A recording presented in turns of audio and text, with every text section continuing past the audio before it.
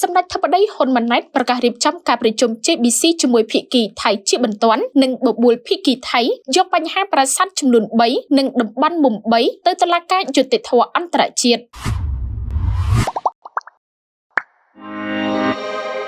សម្ដេចមហាបវរធិបតីហ៊ុនម៉ាណែតនាយករដ្ឋមន្ត្រីនៃព្រះរាជាណាចក្រកម្ពុជាបានប្រកាសរៀបចំការប្រជុំ JBC ជាមួយភាគីថៃជាបន្ទាន់និងបបួលភាគីថៃយកបញ្ហាប្រាសាទតាមាន់ធំប្រាសាទតាមាន់តូចប្រាសាទតាក្របីនិងតំបន់មុំ3ទៅតុលាការយុត្តិធម៌អន្តរជាតិនេះបញ្ជាក់តាមការបញ្ជាក់នៅលើទំព័រ Facebook ផ្លូវការរបស់សម្ដេចនាថ្ងៃទី1ខែមិថុនាឆ្នាំ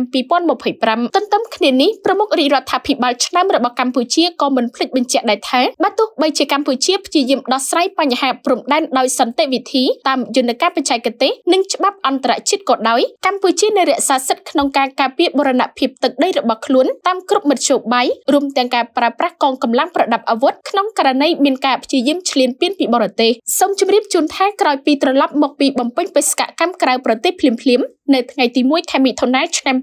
2025សម្ដេចធិបតីហ៊ុនម៉ាណែតបានជួបប្រជុំជាមួយថ្នាក់ដឹកនាំកងទ័ពនៅព្រំដែនដើម្បីស្ដាប់នូវរបាយការណ៍ពីសភាពការជាក់ស្ដែងនៅព្រំដែនកម្ពុជានិងថៃសម្ដេចធិបតីនាយករដ្ឋមន្ត្រីបានលើកឡើងថាដោយខ្ញុំបានបញ្ជាក់រួចហើយកម្ពុជាប្រកាន់ជំហរដោះស្រាយបញ្ហាព្រំដែនដោយសន្តិវិធីតាមរយៈការប្រើប្រាស់យន្តការបច្ចេកទេសនិងច្បាប់អន្តរជាតិជាគោលក្នុងន័យនេះខ្ញុំបានបញ្ជាឲ្យគណៈកម្មការព្រំដែនចម្រុះ JBC កម្ពុជា1រៀបចំការប្រជុំ JBC ជាមួយភាគីថៃជាបន្ទាន់ដើម្បីដោះស្រាយបញ្ហាព្រំដែននិងបន្តការងារវាស់វែងខណ្ឌសីមានិងបោះបង្គោលព្រំដែនរវាងប្រទេសទាំងពីរ2ត្រៀមដាក់ចូលក្នុងរបៀបវារៈសម្រាប់កិច្ចប្រជុំ JBC ពាក់ព័ន្ធនឹងការយកបញ្ហាប្រាសាទតាមាន់ធំប្រាសាទតាមាន់តូចប្រាសាទតាក្របីនិងតំបន់មុំ3ទៅតុលាការយុត្តិធម៌អន្តរជាតិ ICJ តែម្ដងដោយសារក្នុងពេលថ្មីនេះស្ថានភាពឈានដល់ចំណុចក្តៅនៅតំបន់មុំ3ប្រាសាទតាមាន់ធំប្រាសាទតាមាន់តូចដោយមានសកម្មភាពជាបន្តបន្ទាប់របស់ក្រុមជ្រុលនិយមមួយចំនួនតូចបានបំផុសនៅចលនាជាតិនិយមក្នុងប្រទេសទាំងពីរដែលអាចឈានទៅការប្រជុំមុខដាក់គ្នាសាជាថ្មីនៅពេលខាងមុខខ្ញុំសង្ឃឹមថាភាគីទាំងពីរ